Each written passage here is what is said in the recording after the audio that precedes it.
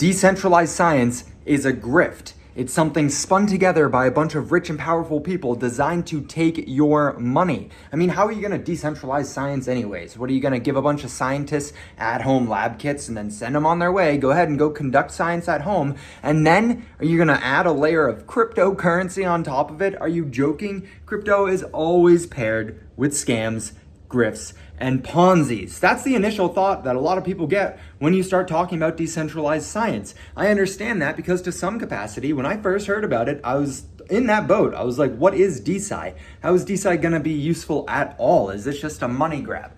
I will never forget the moment that it clicked in my head though. It was 1 a.m. I was sitting on the ground next to my friend and mentor, It's Joshua Jake, over at Hit Network. And he was passionately describing to me how Pfizer had just invested money into VitaDAO, the first decentralized autonomous organization focused on science, on the blockchain. And it all clicked. In this video, hopefully, I can present the information to you to make it click in your head as well. And in exchange, all I'm asking for is a single like on this video, if and only if I am successful in doing so. Don't mind me, I'm recording this in my condo here. I'm in the middle of a condo renovations, so it's pretty messy, but let's get into this.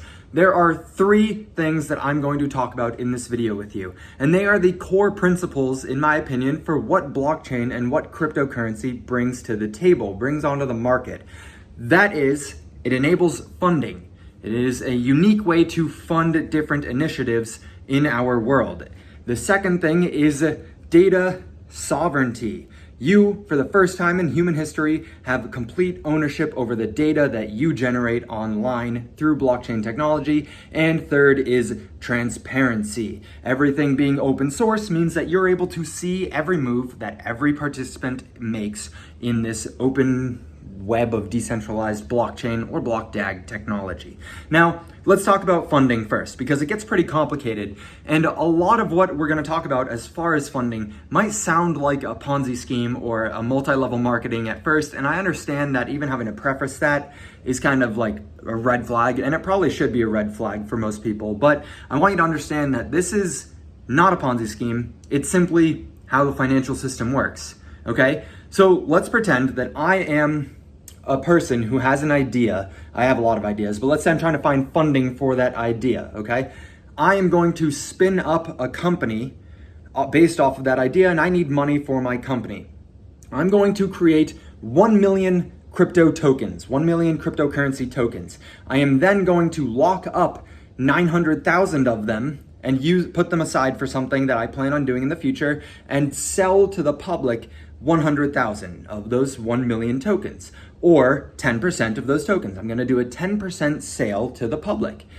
Let's say I sell each and every one of those tokens for $10 each. Now, I have successfully raised $1 million at a valuation in which those coins are each worth $10 each. Those other 900,000 tokens that I had put to the side for a moment, those are also worth $10 each now on paper, meaning I now have $9 million over on that pile to the right of me that I have access to. Now, the founders are going to be able to do whatever they want with those tokens. It just depends on the tokenomics of that project, of that person's idea or that company. This is why we focus here on this channel on tokenomics a lot, because it matters greatly if me, the founder of that project or of that business, wants to just sell off all 900,000 tokens at once and rug pull the project. That's something that you have to look into and be aware of. Or if I might only have access to 1% of those tokens, and then the other 89% of the tokens that are locked up go into the treasury, which I can use to fund future research or fund future endeavors for the company or for the project or for whatever it is that this funding round, this funding mechanism is being used for. So that is how cryptocurrency enables an excessive amount of funding to be generated. We're literally making up money, but it's no different than any other banking system that exists. You literally make up money all the time. The whole system is made up, guys. You think Floop over here runs around worrying about money? No. As humans, we made it up. And so crypto is just another way that we made up to fund things. The second thing here is the idea of self-sovereignty. Online, because you and I didn't create any of the technology or the softwares that we are using on a daily basis to be online, to have access to everything on the internet, we don't inherently have ownership over the data that we've created. So everywhere that you go online, you are leaving a paper trail of data, of information about you, about your habits, about what you're interested in. This is consumer data, and whoever owns the consumer data is basically owning digital oil, because every single product online is reliant on consumer data in order to function at the highest capacity, in order to make the highest profit margins. Name any product that's online, and you're going to benefit greatly if you have more consumer data on that product. So in the traditional model, I'm recording this on my iPhone right now. I did not make the iPhone. I do not own the rights to the iPhone and all that. All I have is the ability to generate content via this video. I don't actually own this video or the data behind this video. Apple owns it. YouTube owns it. It's going to be posted on YouTube. Google owns YouTube. Therefore, Google technically owns this video, and they are just sharing in revenue from the AdSense that I might get from it. Not me, because this channel's not monetized, but you guys get the point there. I actually don't own any of the data that I am generating.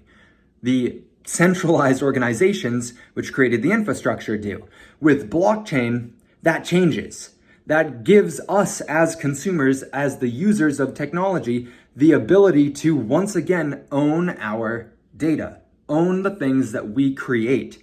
It's just that traditionally in the real world, what you create might be something like this cat tree, and if I were to build this cat tree, I own this cat tree. On the internet, if I build an internet cat tree, I don't actually own it. Whoever's hosting that cat tree owns it. That makes sense? So blockchain enables us to have sovereignty over our data once again.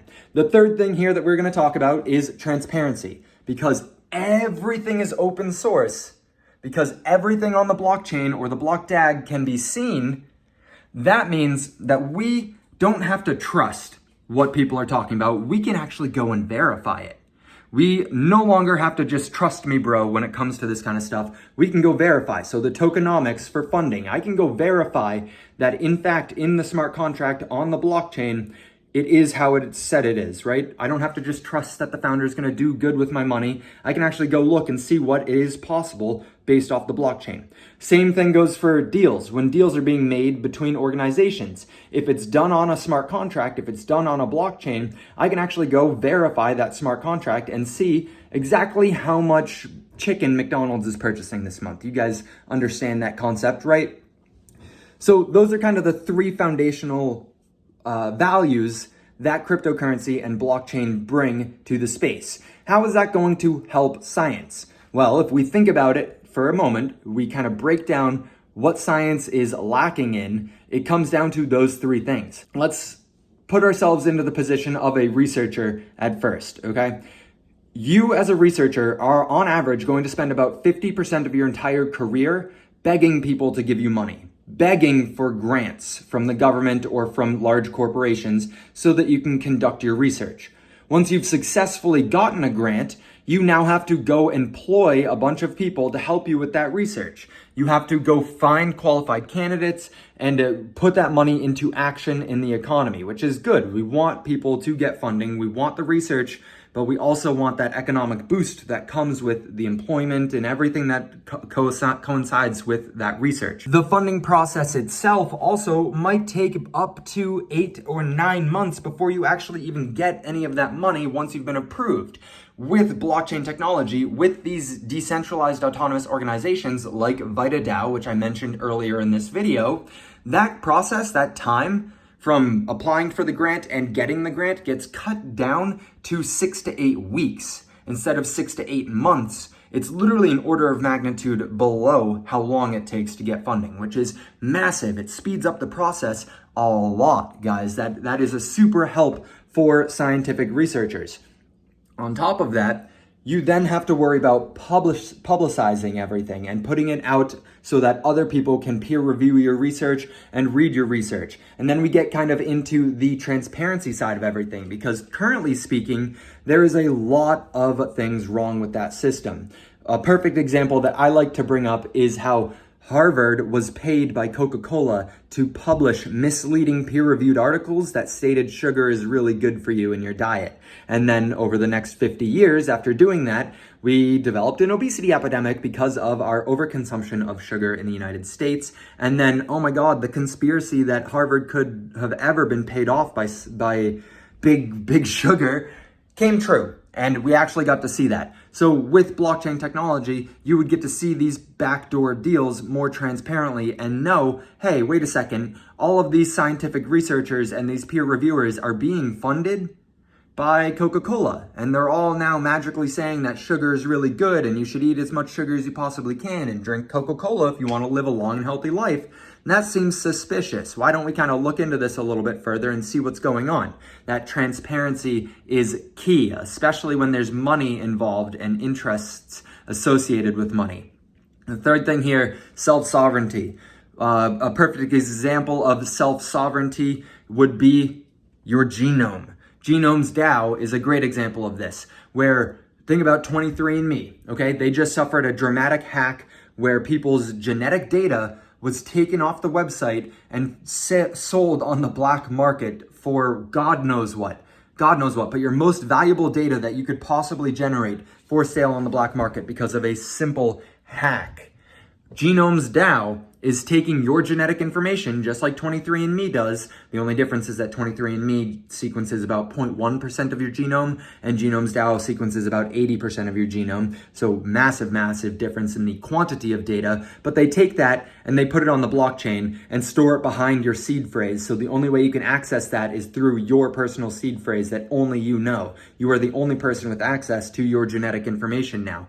They are allowing you to take control of your information, your data, your value that you can bring to things. And then scientists can come to you and say, hey, I'll give you $50 if you let me see this section of your genome. And you can either say yes or no, and it's totally up to you. It gives you that right, once again, to sell the things that you create. Now, your genetic information is not necessarily something you create, but that entire idea there with your healthcare information, if you have all of your biometrics on lock on the blockchain, you have the right now to sell that to medical researchers who are getting their money from funding via DAOs, via decentralized autonomous organizations, and then publicizing their peer-reviewed research, which is transparently peer-reviewed on things like Research Hub, which is Brian Armstrong's thought child. It is a decentralized science play that I am extremely bullish on.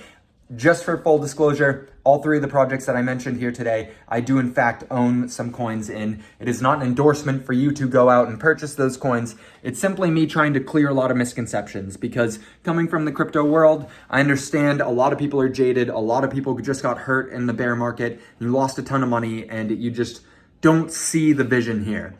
Speaking from firsthand experience, having been in the scientific field and gone through or seen some of my professors go through this type of environment and how bogged down with friction and bureaucracy the entire process is, it is something big. And I think that's evidenced by the amount of scientists who are rushing into this industry despite not knowing what crypto is or how it works. Your time is your most valuable asset. Hopefully this video was worth investing it into, and I will see you guys in the next video.